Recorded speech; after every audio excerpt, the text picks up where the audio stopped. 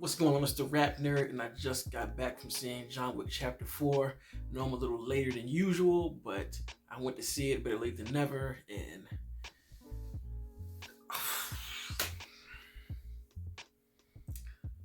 let me start, excuse me, by saying rest in peace, Lance Reddick. Gone way too soon. Loved you as the character and everything you did. So sad off rip, but John Wick, it's time to hand this franchise the crown for the best action franchise, period, right now. Because what they just did in this movie here, this is easily one of the best action films I have ever seen in my life. Almost 3 hours of some of just the best shit you can find in any action movie. Holy moly. And I've said this multiple times on my channel, that my sort of action is the heroic bloodshed slash gung fu, leading with martial arts and weaponry, a good combination of those things. But man, John Wick 4 takes it all to another level. Like, this movie does something that I've never seen before. Usually the standard for action films is, one big set piece, one big set piece, one big set piece, one in every third act. Or it'll be a bunch of micro set pieces to kind of keep you, keep you fed with action throughout. Or micro set piece, other micro set piece, and one big one or whatever. We see this before. What John Wick 4 does is it gives you all of that. I don't even know how to explain it. I look at it more so of, it gives you 3 large set pieces, but the set pieces that they give you are so long. It's like multiple set pieces within this one long one. And for me personally, I count a set piece as something that takes place in the same location slash a very similar location, and so like, I'm trying to say without having to stop the spoilers, but like the Ahsoka Hotel, right? The Ahsoka Hotel, excuse me, the Continental. That set piece takes place entirely in the hotel, but we're going in different pieces and parts of the hotel. Like, that shit is like 3 different set pieces within one. Like, I have never seen an action movie do that before to this level. I've seen it done in like maybe 1 act or 2 acts, but this shit does it in all 3.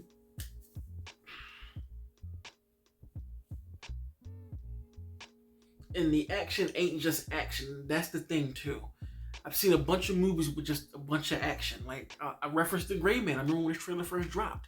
The Gray Man was out, and The Gray Man had a lot of action in it, but it was just kind of like, okay, this is cool, but the story behind the action isn't what's gripping me. Like action is good when there's a story there to be told between the people fighting, whether it's the main protagonist, that this person is going through some stuff, or we know this person for who they are and understand where they are in life, so this fights just feel different, or they're fighting somebody who they have a history with and you can sense that. John Wick, every single scene, action sequence, there's a story being told as to why this person is there, why it's shot this way, why it's lit this way. The emotional beats, like, I'm floored, honestly. They're like, I'm trying not to spoil anything, because again, these action sequences, what they do is they start, and where you think they're gonna stop at, you're like, this is probably gonna stop now. It keeps going and fucking going, like,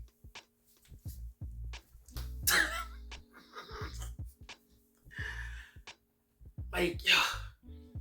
And then the part about it is, it's never like stale or boring. Like, when you think it's gonna stop, it keeps going, but it does something to elevate where it just was, and it's madness.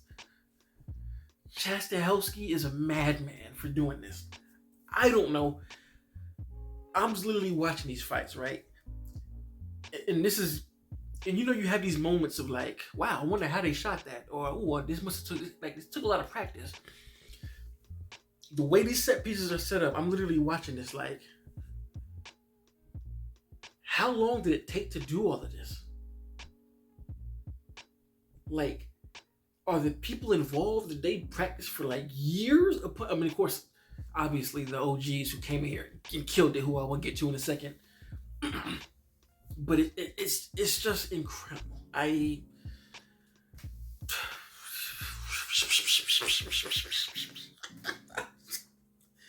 Yo, I'm like literally, I'm talking in circles and stuff because I just cannot believe what I just saw. Honestly, I don't know how they shot this.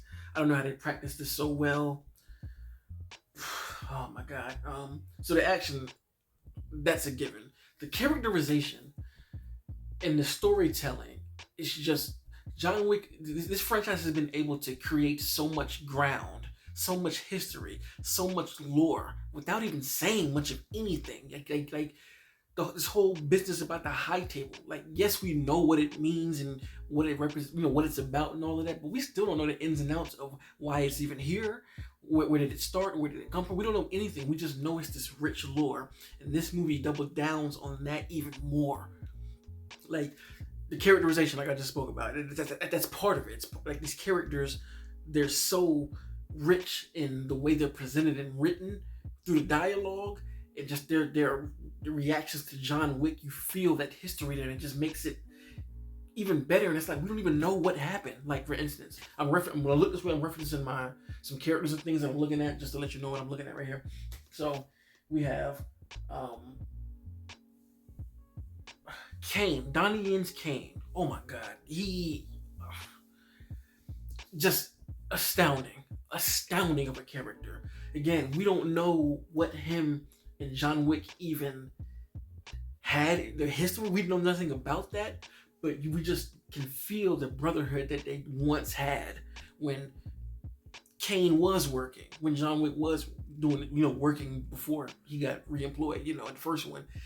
We can feel their relationship, and those actors bounced so well off of each other, and his comedic timing is just incredible. There were moments in my theater that everybody was laughing. Like, this is how you do humor. You don't have to do one-line quips and make jokes. You don't have to do that. This movie was hilarious in a plethora of ways, but it was never overdone. It just kind of happened situationally. But Donnie Yen's Kane, I don't know if I should I say that? He said it already. I heard him in an interview. His character is blind, and there's a thing that he does that he nails this aspect of being blind so well that my wife even asked me, like, is he blind? And I was like, for real? I'm like, no, he just knows he just did it. And I heard him say this on, I think, Jimmy Kimmel. His mannerisms, the way he just like moves his head, the way he even moves, because he's not like Daredevil, how Daredevil just is he's mastered the skill of being able to do what he does without seeing. He walks with a cane as a way to trick people. But here, he actually uses it.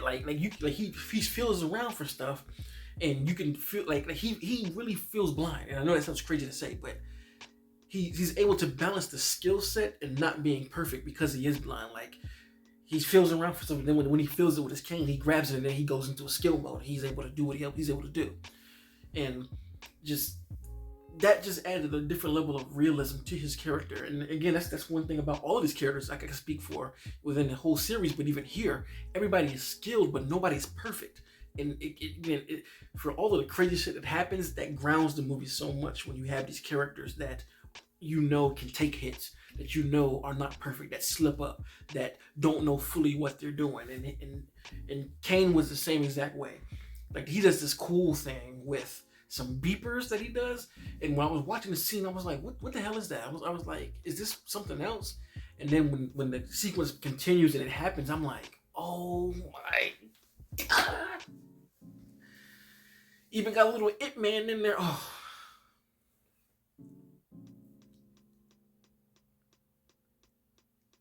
His character was fantastic. Next character, Hiroki Sanada. What was the name of the character? I think it was Shimizu. If I'm saying that wrong, don't kill me. But even his character, for the little moments even his character, like again when he was speaking to John Wick, there's this brotherhood that you can sense. You can sense that he's sticking up for his man, and it's just like all of these characters. The history is just there because the amount that they're going out on the limb to help John just says that John is a great guy, and he was there for them in ways that nobody else was, for them to be going to the lengths about it. It's like his whole sequence and his part of the story. Oh my goodness, like, and they let him shine. He shines like a motherfucker with his sword. Like when he gets in, and man, I get into that another time. But he was awesome. The inclusion of his daughter was fantastic. Just again, this movie finds ways in little pockets to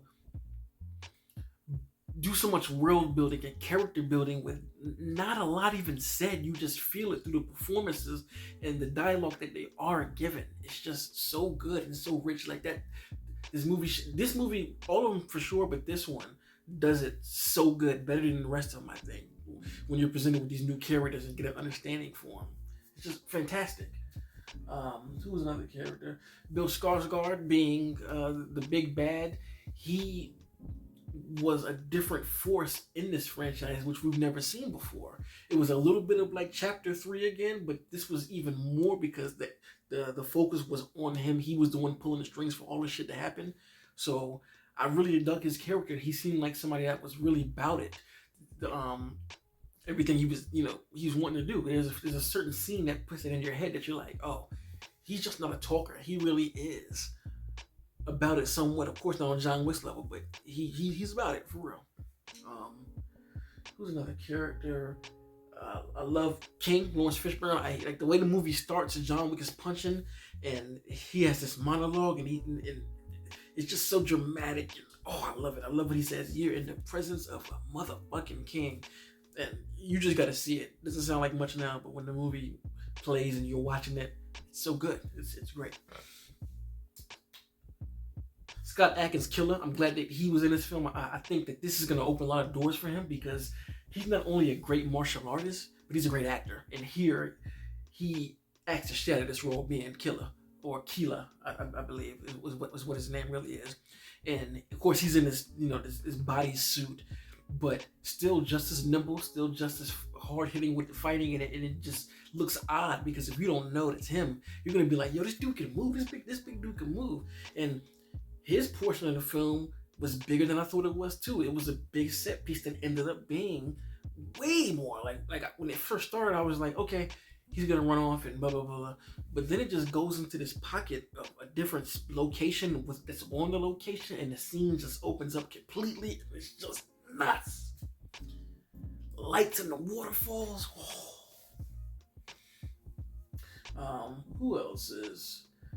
I gotta find my man's name because they trying to play him on. I gotta open on Google. They don't have him on there. I'm gonna just call him what his name is in the movie. Mr. Nobody. Dope. I really love how they use his character as a bargaining tool, and you'll see what I mean by that. Like he was playing his cards to put himself in the best position, and I thought he was super dope. I mean, he was a dog trainer, and you can see the relationship even between him and his dog, and not much is even said. You understand what kind of character he is. He's not for the bullshit, but he can be a bullshitter if he wants to get what he wants. He had his man, and that's another thing about all the characters. Everybody gets their time to shine. Everybody gets that, not even one spot, but a few spots to really show off what they can do. And with the direction, it's all in frame. You can see everything, not a million cuts like some places do. And another thing that John Wick has been able to do way better than everybody else is the training. These actors all train so well to get these choreography down pat that when the frame is just on them, it doesn't look slow and just like sluggish. That's the problem I've seen with a lot of action movies. They try and do John Wick stuff, but the performance ain't John Wick level. You know what I mean? So yeah, you can keep it in frame, but that don't mean it's good. Here, not the case, man. Everybody's incredible. And the action, the thing about this action, I keep talking about the action. Of course, this is an action-packed film, but like I said, I'm a huge action fan, and I'm just noticed the details. But the action in here is pulled from different type of genres of action, and that's what makes it dope. I mean, at one point, it feels like an old school western, which is like it even has notes in the music to go to that. So we get so much. We get gunfights. We get a lot of kung fu. We get boxing. We get jujitsu. We get sword fighting. We get fucking bows and arrows. We get nunchucks. Like, this shit is madhouse. Like, what? And I haven't spoken about him, but John Wick. This is the John Wick that we heard about in the first movie. How everybody was scared of him and how everyone was describing him. This is that John Wick. We get to see it on full display. Why John Wick is the boogeyman, because the body count is up in the 200s. Gotta be. Got to be. When he gets knocked down, he gets back up again. Like, John Wick is the metaphor for fighting spirit, because he just keeps going and going and going.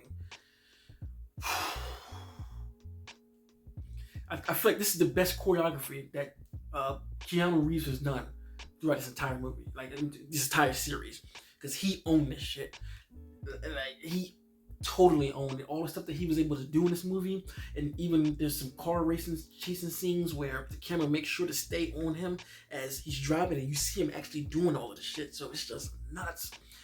Like, there's a scene where he does a drive-by that is in.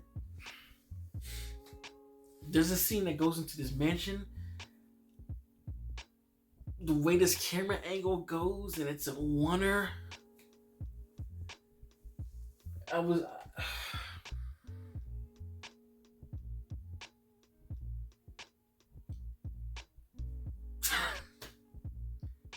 This movie is incredible.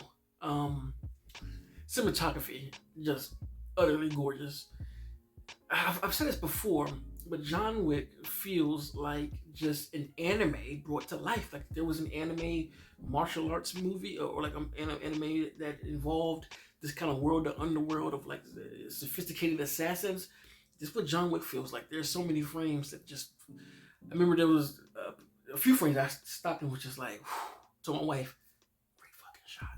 And she just laughed at me, but so many, as usual. All these movies are beautiful, but again, this movie just takes what those gave you and amplifies them. Like, man, oh man, oh man, oh man, oh man.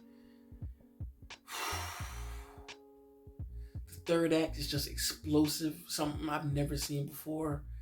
It just goes up, up, up, up, up, up. When you think it can't be topped, it tops it. It keeps topping it.